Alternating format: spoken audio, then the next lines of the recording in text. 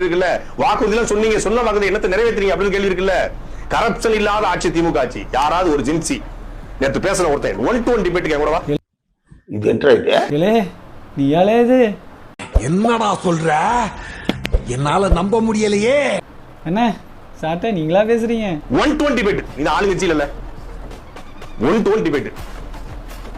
கரப்ஷனே பண்ணலங்க திமுக. நேர்மையான ஆட்சியை கொடுத்து தோத்து போச்சு. வாங்க டிபேட் பண்ணுவோம். எனக்கு உண்மையுமே ஒண்ணுமே புரியல.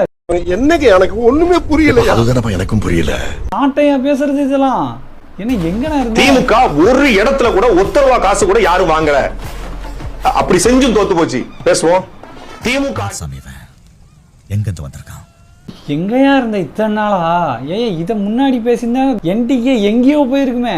திமுக ஆட்சியில ஊழலே கிடையாது. கரைபடியாத கரங்களுக்கு சொந்தக்காரர்கள்.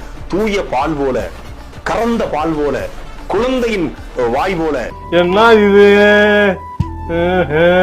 பெய்கிற மழைநீர் போல தூய்மையானவர்கள் திமுக. சொல்லுங்க பாப்போம். என்னால நம்பவே முடியல ப்ரோ. பேசுறதெல்லாம் சாட்டையா இல்ல ஏஐ கீழ பண்ணிருக்கானுங்களான்னு தெரியல. ஆரிய மூஞ்சில் துப்பிட்டா நான் அப்படியே ஷாக் ஆயிட்டேன். ஆரிய மூஞ்சில்